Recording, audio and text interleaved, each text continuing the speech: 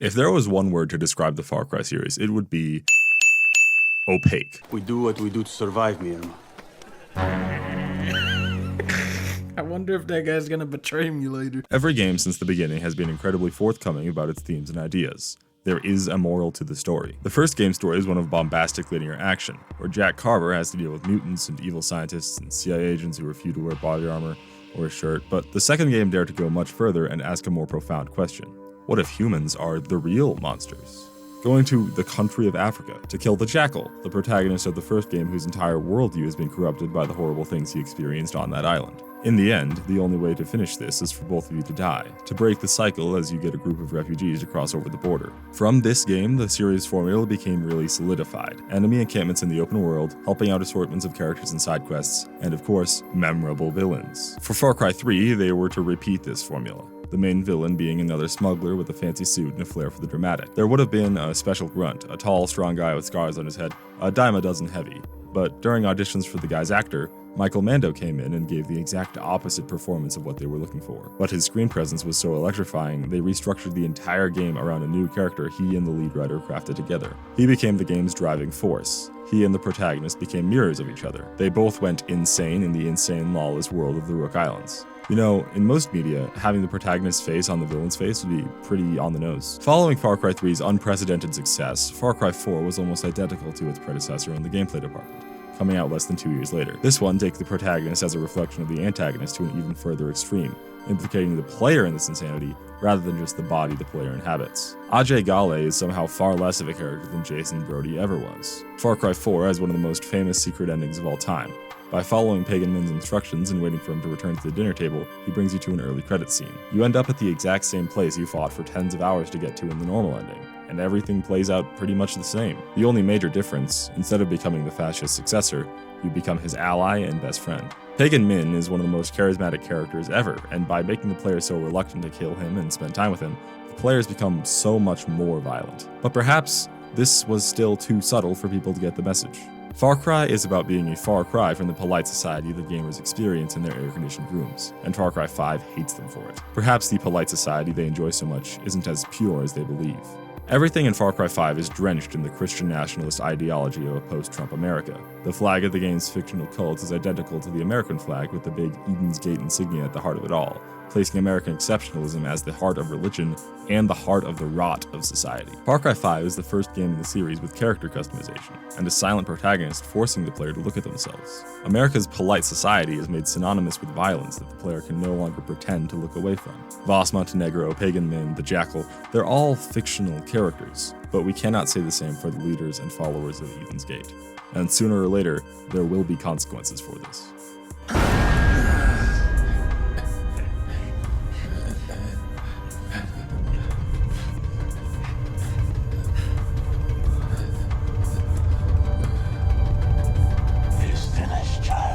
Quick question.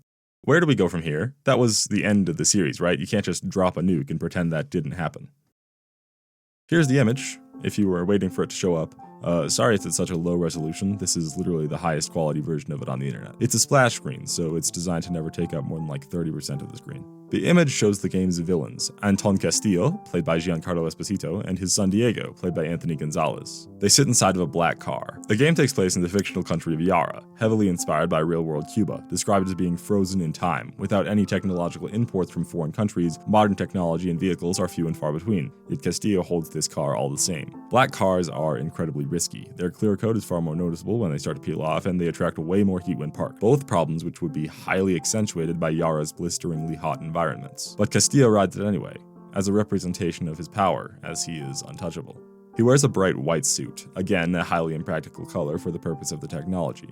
It stains easily and wrinkles are more visible, yet it remains spotless. Underneath it, he wears an orange shirt and tie, representing Far Cry 6's most consistent visual motif, orange smoke. It's in the background right there. The game's intro sequence is drenched in the stuff, and the Ubisoft logo introduction is right there. It represents the main export of Castillo's regime, the poison. PG-240 is the fertilizer, which makes Viviro grow faster at the expense of those who come into contact with it. It gives people super cancer. It's ironic, as Viviro is a cancer-fighting drug. The main conceit of the game is clear. Pursuing capital is great for making Yara competitive on the global stage, but it is simply trying to appeal to a society that doesn't want you.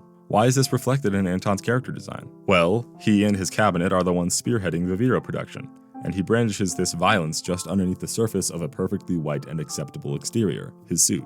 You see, Anton was a witness of the communist revolution in the 60s, and a lot of Far Cry 6 is about cycles of violence. The idea that this country is trapped within and reflecting a never-ending struggle between an in-group and an out-group. The quote, outcasts who toil in the fields as slave labor for Viviro production are treated similarly to how Anton was treated after his father was executed in the Revolution of '67. He's still using modern technologies to do the same inhumane and monstrous actions that doomed his country in the first place. In the reflection of the car window is a guerrilla fighter, who I'm pretty sure is shirtless, again the image is fairly low-res, holding a Molotov cocktail, a famous representation of rebellion ever since the USSR made a fantastic decision to invade Finland during the winter. He is surrounded by orange smoke. This is a member of the game's main organization, Libertad, a guerrilla organization which fights back against Anton's regime despite being horribly outmatched. He despises these revolutionaries who he sees as weak, while Diego, the game's representation of the future and peace, looks on in interest. And maybe contempt?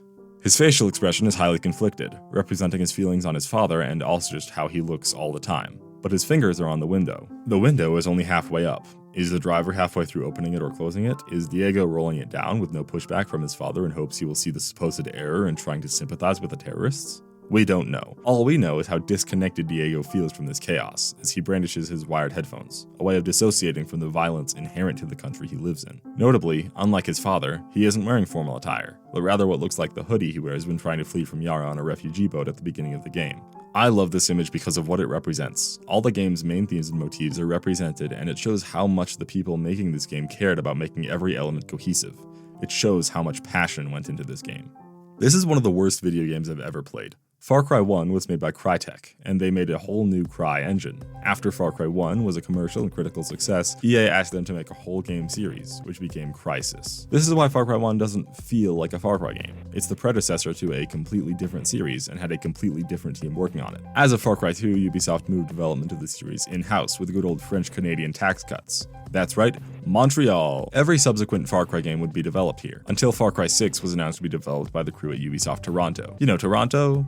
They also made Splinter Cell, not the good one, the Star Fox game, not the good one, and Watch Dogs Legion. So anyway, they're taking over the most critically acclaimed open-world FPS series, something I'm sure they have lots of experience with. Oh, what's that? Someone just ate a bat in China. I'm sure it won't matter. Why would you say that? Oh, it's just like, never mind, the Renaissance men are coming to town. I don't understand that slang statement. It's 2019. Right. Video games are made by communities, not people. When communities find it difficult to interact, they will probably not operate as well as they really ought to for something as complex as game development. Far Cry 6 is an absolutely massive game, and a very aimless game as a result of complications from the coronavirus pandemic. The higher-ups at Ubisoft back in France wanted a live service game so that people would actually spend money on the microtransactions, instead of getting mad at them for stuffing microtransactions into a single-player game. And for any live service game this big, you're going to need more than 600 people. For the menial labor contractors from other Ubisoft branches, this is a game the whole company might as well be involved in. So, the co-development teams include Ubisoft Montreal, Ubisoft Berlin, Ubisoft Shanghai, Ubisoft Philippines, Ubisoft Bucharest, Ubisoft Pune, Ubisoft Odessa, Ubisoft Kiev, Ubisoft Winnipeg, Ubisoft Montpellier, and Ubisoft Quebec. 2 of these studios speak English, 3 speak French, 2 speak Ukrainian, 1 speaks German, 1 speaks Filipino, 1 speaks Romanian, 1 speaks Mandarin Chinese, and 1 speaks Indian, I guess? So communication will be difficult. Did I mention that COVID is happening? I did? Cool, just making sure you're paying attention. Far Cry 6 was doomed from its conception. From the ground up, it was made by people who were in constant conflict with the limitations of their predicament, and especially French people, who kept telling them to make a live service game. When you really understand the state of things over at Ubisoft Toronto, you can trace back all of the questionable design decisions which made this game so utterly despised. There are tons of superfluous multiplayer modes, confounding design decisions, and generally a sense that the people making this game did not want all the things they made in this game. Why is there a gear ranking system? Why do you go into third person when you enter hubs? Why are there headgear items if the vast majority of them vanish when you start a cutscene? I wouldn't even be mad about that if you never saw them outside of the loadout menu, but you do see them in the camp, but the camp isn't multiplayer and you can't walk backwards, so seeing your face is kind of pointless, and they didn't even bother to animate her facial animations in the camp anyways. Why? Those are nitpicks. It is commonly believed that the reason Far Cry 6 gameplay is the worst in this series is a result of stagnation, which is a very strange thing to say for a game which has radically altered the game's formula so much. By far the easiest way to explain this without just playing the thing yourself, side note, do not play the thing yourself, is by explaining the game's progression system. In Far Cry 3, you start with a basic machete takedown to stealthily kill enemies. As the game progresses, your spiritual tattoo grows as you get more XP to dump more points into the skill tree. There's a lot of vertical progression, usual skill tree padding, but takedowns specifically go from the stealthy option to the best way to take down enemies as your bullet sponginess increases and they work on more types of enemies. You can chain takedowns to take out clusters, and you can quickly grab the victim's pocket knife and throw it at another person, quickly giving you like a BOGO kill. These are all the stealthy options suitable for early in the game when enemies are a formidable foe. Then you get gunslinger takedowns, stealing the pistol from the victim and insta-killing everyone in a short radius. A grenade takedown, which is kind of similar but more violent. You can take down heavy enemies, making it far easier to get in close to the guy holding an LMG rather than standing far away and getting multiple sniper headshots. Death from above and below. These are all building off the base mechanics in a way that gives the player visible feedback on how they've transformed into violent killing machines. Machetes and spiritual knives may not be any more bloody than shotguns, but they certainly get more blood in your hands. Far Cry 5 partially distanced itself from this kind of animalistic directions, so instead of getting more skill points by murdering people, you get them by finding more magazines, again representing the game's main theme of America being violent at its core. You get better at murdering by going into dead people's houses and reading their books on how to get murder things. Far Cry 6 gives you skill points by... Excuse me? They removed the skill tree? And people say stagnation is this game's main problem. Entirely restructuring the one thing that separated the game from other first-person shooters. What did they replace it with? How does the player upgrade their health bar? Are there collectibles or something? No, you just start with literally all of your health for an entire open-world game. Okay, maybe you get health recovery upgrades so you get it back faster. No, you have a full heal at any time. It only operates on a cooldown. But there's still a leveling system, right? Yes, the rewards include flat damage buffs to your guns, but you level up at the exact same rate as the guards, so as long as you don't just walk into the endgame at level 1, this won't matter. I'd be surprised if you even notice it, mainly because headshots will still one-tap literally every single enemy in the game regardless. Even heavies, the biggest enemies from the old games, if you have armor-piercing rounds, they go through the helmet. If you use armor-piercing rounds on a standard enemy who doesn't have armor, it will still one-hit kill them because getting shot in the head is not as good for your health as one might think, no matter how much that bullet looks like a Phillips head screwdriver. Leveling gone. You start off with the ability to chain takedown, heavy takedown, and knife takedown, but you can't pistol takedown. You have to wear a rope on your wrist. Then you can. You heard that right, Far Cry has a loadout system. Back in every other Far Cry game, you had to upgrade your holster so you can carry more weapons at once. This was fun because now you had more choices for planning rather than improvisation. It managed to stay fun and engaging because you had to go through a considerable challenge to get a very clear and very useful reward. You know where I'm going with this. Far Cry 6 starts you with every loadout slot because there is literally no progression in this game. Because you will always lose something by getting stronger. Your character will always be at equal power, which is insanely overpowered because this game is ridiculously easy. No matter which way you look, every single decision surrounding this game comes from an insecurity about its genre. It doesn't know that it is a single-player game. Yes, there's co-op, but you know what I mean. It thinks it's live service. That's why you can't become overpowered by equipping several skills at once. That's why it opens up so much after the prologue while still having a clear 3-act structure. That's why they think resource scarcity is a thing and have way too many resources available at all times. And that's why this is what taking quests looks like. I guess this is capitalism. So, why did I replay a game with 0 redeeming gameplay features? I remember it being good because I remember the good parts and forgot all of the other parts. The good parts I remember include the cutscenes. Far Cry 6 is clearly split into 5 regions, the tutorial, 3 open-world regions, and the endgame Esperanza. It's ironically kind of similar to Breath of the Wild. You're given the whole world to explore immediately after the tutorial, except unlike Breath of the Wild, you aren't subtly told where to go first by pre-existing objective markers.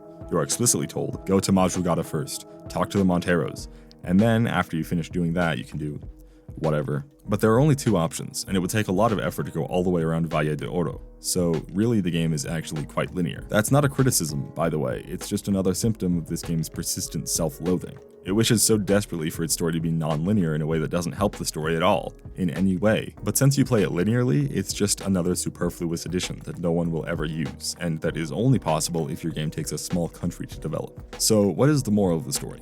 Far Cry 5 was all about the collapse of polite society under its own pressure, and how it was doomed to fall apart in a cyclical nature. Far Cry 4 was about control, as people fight for an already controlled nation state and the player fights for control over the game world. Far Cry 3 was about insanity, and how humans are pushed to the brink when taken away from polite society. I can't summarize Far Cry 2 in a single word because Ubisoft didn't do the work for me on that one by putting in Far Cry 6 DLC. Far Cry 6's base game can then be easily summarized. It's about, fascism, I guess. After people were confused by the political nature of Far Cry 5, Far Cry 6 took the most respectable position I've seen any AAA game take. Like, this is actually cool.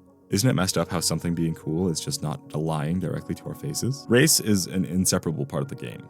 There's only one white person, and she's kind of a jerk. How do you respond to rumors that Diego Castillo is your son?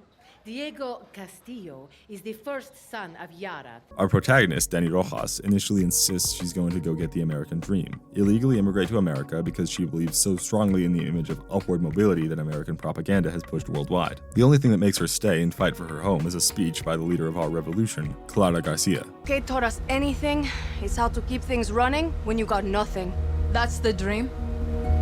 Sure, Yankees might pay you to park their cars or pick their fruit, but you'll never be one of them.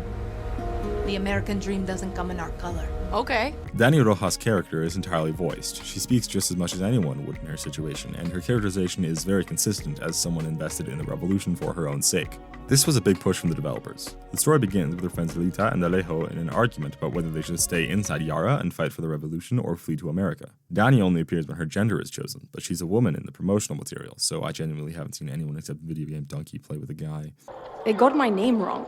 These are great first words because of how they immediately explain why she wants to leave. She was drafted, and she doesn't like to dwell on that fact, but instead run away from it. She always moves forward. Then, Alejo dies. Then Lita dies. Then Lita tells Dani to meet Clara, so she'll give Dani a boat. Then Dani is persuaded to the cause after doing a few missions. So, Dani is our first main character. What about Clara? She wants more people to fight in the revolution so that they'll have enough manpower to go up against the military. Her motivations are clearly laid out in a way which may seem kind of annoying, like, here's who I am and what I'm trying to do. I have no character traits aside from that, but it works here because she's a politician. Much of the imagery in the game is based on rebirth. Clara believes that after Castillo's regime is taken down, there will be political chaos for years before another government structure can be applied. She is not a communist, she wants a president, but she isn't confident that Yara will be able to quickly get one. Clara then asks Dani to meet our third main character, Juan Cortez. Juan Cortez's introduction includes him shooting himself in the face to defeat someone who ratted him out. He cares so much about not getting blood on his visage, he'll shoot through his legacy. His legacy, which includes working as a spy for several different organizations over the decades, just because he loves killing people so much. He has many rules of being a guerrilla fighter, all detailed in his book, which we can't read because he shot through the only copy. Juan is a murderous psychopath who apparently taught Clara everything she knew. I don't like him very much, but that's the point because he's the only character in the game with a character arc. After initially loosening the blockade around the tutorial island, we're told to go through the 3 other organized groups and ask them to join Team Libertad. All of these groups dislike Castillo for unique reasons, including the specific ways that the fascist regime has hurt their land and communities. Let's start with the Monteros, because the video game certainly wants us to. The main villain for the Monteros portion of the game is Jose Castillo, Anton's nephew who's never shown to be nearly as threatening as Anton. He grew up in the luxury of the upper class and has a severe inferiority complex surrounding Diego, who Anton clearly respects more despite his age. Jose reflects the pitiful mind that many fascists adopt to justify their beliefs. The main thing which separates the fascist power structure from the democratic power structure is the main thing which separates their worldviews. Are some people better than others? Does everyone deserve love?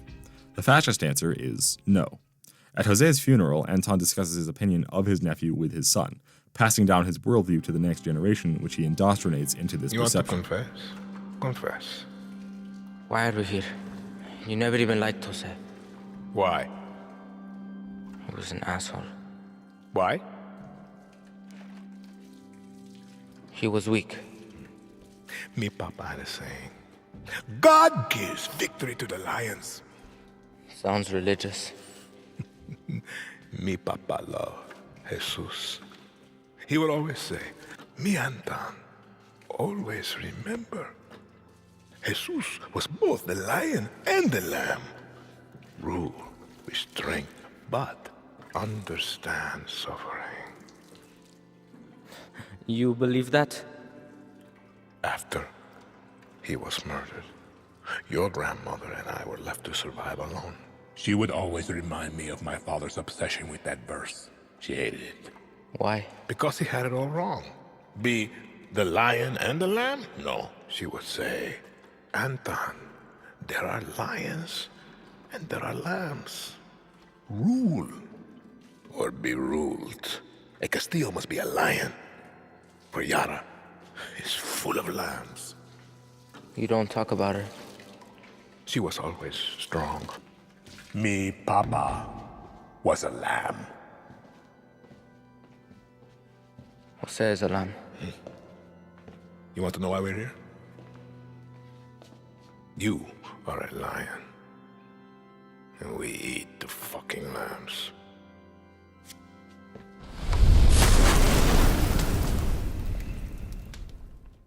Killing Jose is the main goal of this portion of the game, as killing him will let Danny and the Bertad earn the Montero's trust. The Montero family is another part of this game's focus on race, the Latin American stereotype of close familial bonds in a way that the Western conception of family is distinct from.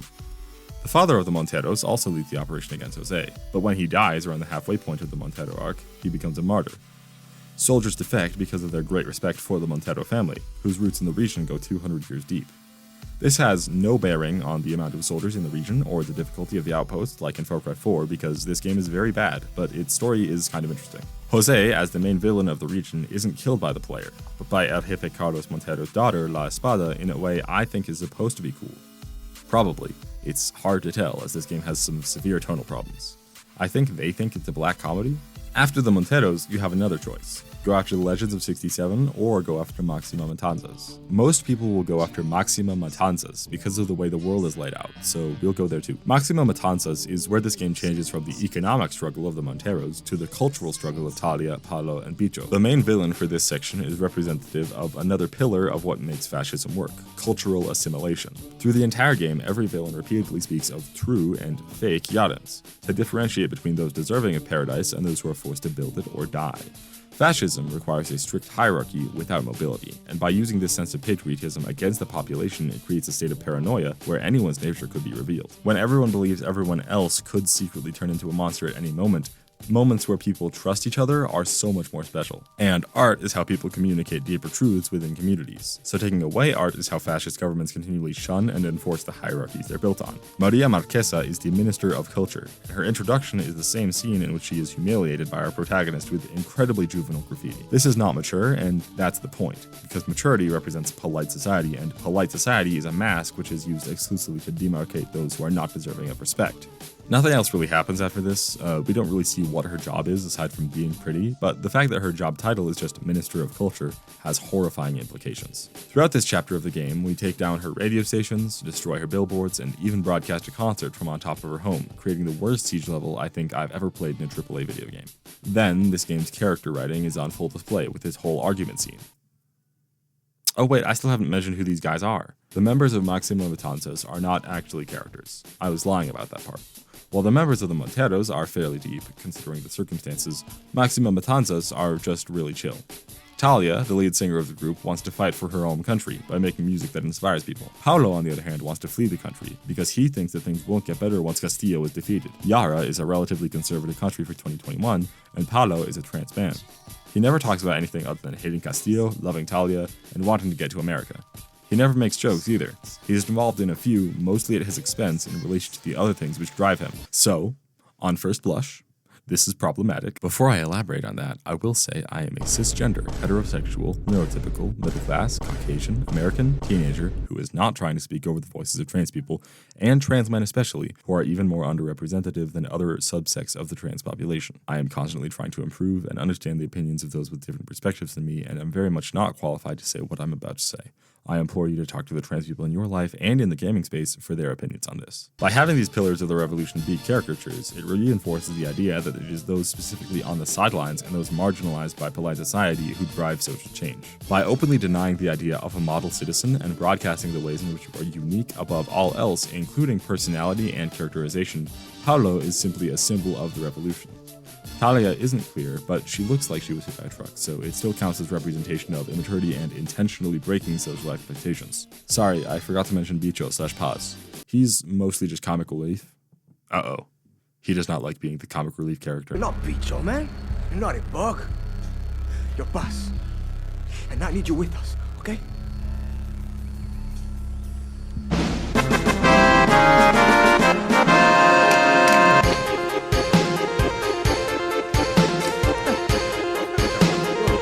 Anyway, Talia and Paolo get in an argument, and then Paolo runs away to America, and then Talia and Paz are sad, and then Talia and Danny go to Maria Marquesa's Vivero Productor, and then this cutscene happens. Just leave! Pa fuera! Get shooting! True Yarens, welcome. We have a special program for you today.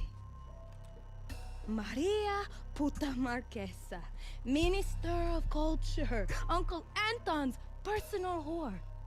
You're also director to the True Yaren Academy, no? Where you fry people's brains to make sure they play nice? Like you did to me, right, Maria? What? Don't play dumb, bitch! Talia, put the gun down. She's not worth it. You attacked my home. You put your filth on my network. You have any idea the embarrassment I had to endure because of your disgusting performance? I have given everything I am to be here. You think you can take that away from me? My academy was built to save fake Yarens like you and that marimacho you spread your perversions with. And where is she? Does she not approve of you playing with guns? I cannot legally say that Talia was correct in her handling of the situation. After this, you might expect the chapter to be over, but Paolo is still missing. If he's trying to illegally immigrate to America, he probably talked to the people smuggler Bembe. I have conflicted feelings about Bembe. His character design is strong. His orange pants suggesting that he's taking control over his illegal nature and breaking out of prison. His tank top putting all of his tattoos on display, and of course, his tattoos. Bembe has several tattoos, just like almost every one of our characters, because tattoos are still viewed as transgressive. His tattoos include representations of the trickster god from paganism, I think.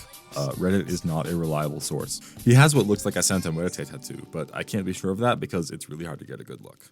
Santa Muerte, the Holy Death, is an actual deity many people in Latin America actually worship, especially those in the border smuggling business. You can tell that the character designers in this game put a lot of effort into making sure it was a cohesive product. The writers didn't do their homework, however, because Bembe is actually just evil. Unlike real border smugglers, he doesn't believe what he's doing will help migrants, he doesn't feel grief if they're killed under his protection, and he doesn't see them as people but as products. This character is the epitome of everything wrong with this game's story. Not only because the player has a very clearly different perception of him than the writers do, but also because he represents a severe lack of imagination in the political worldview of the writers. They see migrants as human because of how much they respect America, but the people who are breaking America's laws for reasons that can't be immediately sympathized with cannot be humanized. This is not the end of this game's liberal pitfalls, though.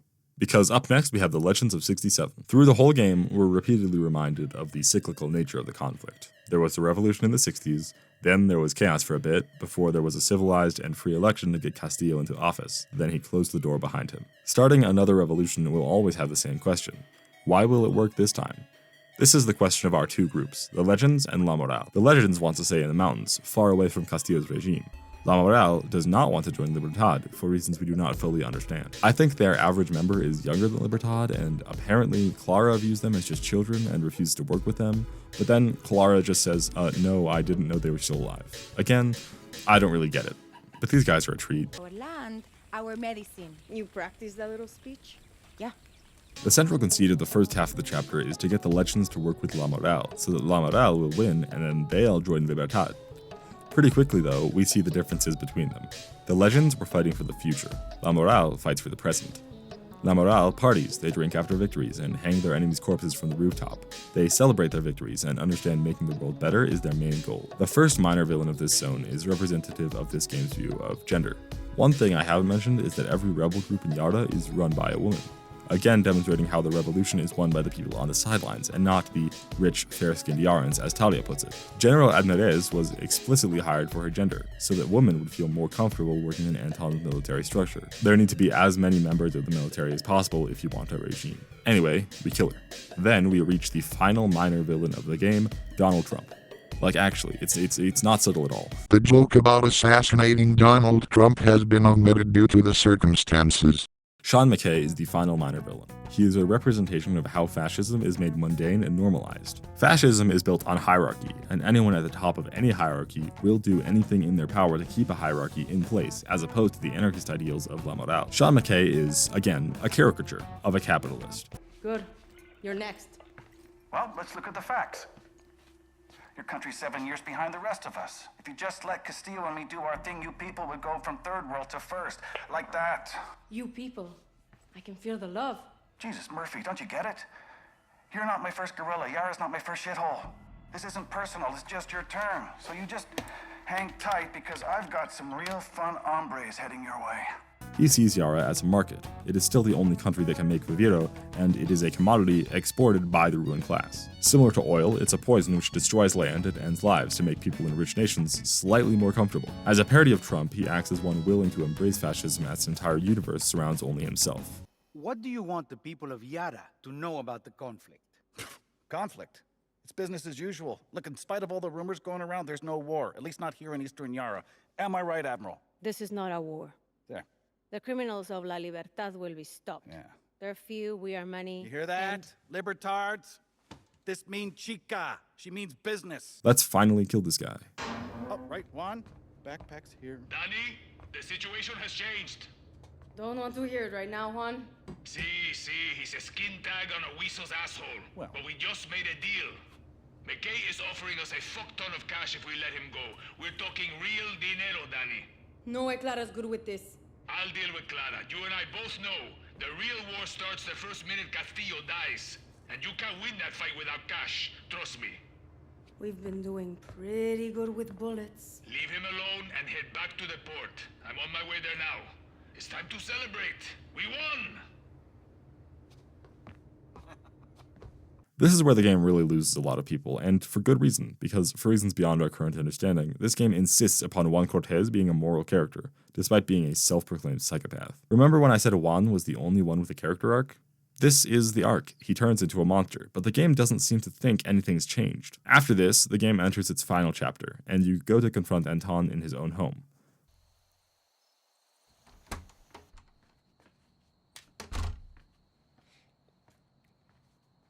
Stop staring. Sit. Danny, sit down. My mother had a rule. No lies at my table. And so, no lies for you. I have acute leukemia. I was diagnosed 13 years ago, but there was a doctor. He promised what we are all so desperate for. Time. But it wasn't enough. Was it, Diego? Papa, I don't want to hear this story. I needed insurance. But the irony was, I hated kids. But Maria, she had a way with worse. And here you are, mijo. 13 years strong. And what happened next, Diego? The Viviro stopped working. When? 6 months ago. Mi más sentida condolencias. No lies at my table! I will be gone. But he will see the vision through. Won't you? Truth or lies? Always truth. You're a fucking monster. Ah, I think that was truth. Danny, watch my little firefly dance. You know, when I captured Clara, I thought I had won. But it took my son to show me what was right before my eyes. You are Libertad. I'm just a guerrilla. No lies at my table. You're a legend. They tell stories about you. Come on. You are their hope.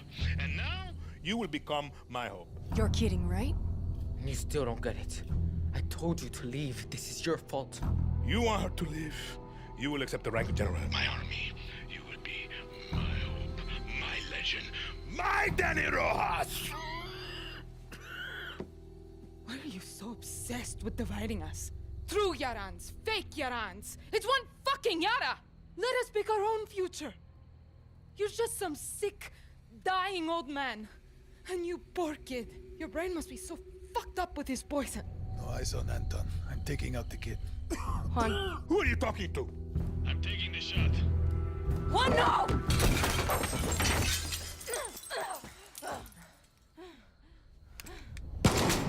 Juan Cortez at this point becomes a character totally irredeemable to most players, including me. Then again, it shouldn't be that much of a surprise, seeing as he comes from the CIA. Then it's the final assault on Anton's complex, and it's the only good combat sequence in the game, because the lack of difficulty really helps the pacing, where in the rest of the game, it just kills all the tension the player experiences. Then Anton's final confrontation.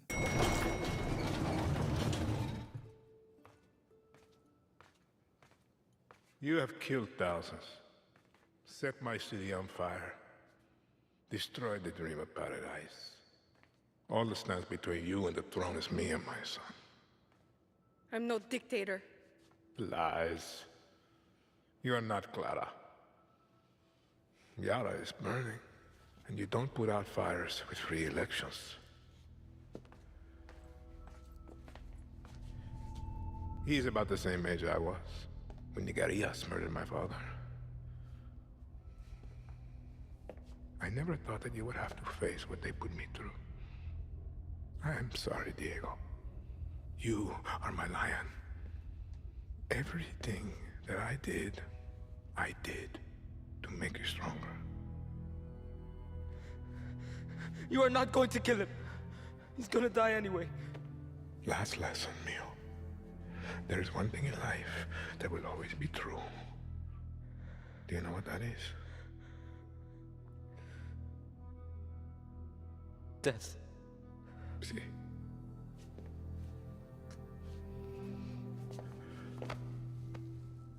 You will protect him from your friends, from the monsters. He'll be safe. I promise. Lies. Diego! No!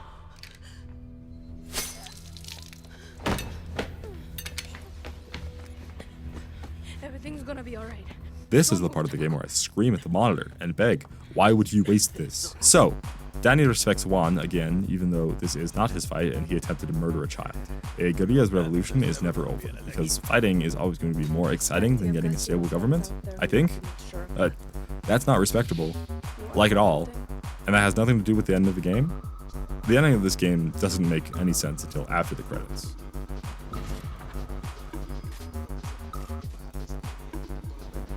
Oh no, it's a live service game. An infinite game. Every week, another relic of Anton's forces takes over because the revolution is never over. Not because there are conflicting factions, but because people will still cling to hierarchy. The undefeatable hierarchy of shareholders to project managers to code contractors.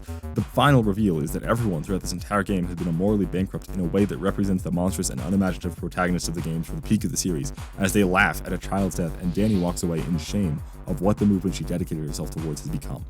It is a massive tone shift in what is otherwise an incredibly optimistic game. People don't die, they become martyrs, and they bring in people for the cause. But this death was meaningless. A delusional man who wouldn't even see the consequences of his actions. Fascism is a death cult. And worse than that, capitalism represents the true nature of any hierarchical society and how it forces people into suffering. At the end of Far Cry 6, I'm supposed to believe I'm seeing a dying man limping through as he foolishly attempts to hold whatever power he has left. In Anton's final moments, he has no regards for his safety, rather his nation. He seems to believe in it above all else, despite the monstrous labor it is built upon. I simply see a franchise, after its long run out of things to say, being kept alive by monstrous labor in inhuman conditions to transition into an infinite world of violence, one so perfect in its hatred and malice that it will never stop until it has outlived its usefulness to the state, the perverted sacrifice to gross revenue. I see a dying industry only kept alive by people strong enough to maintain the hierarchy above order, as tyranny is law. I think I hate this image. It makes me wish I played a better game.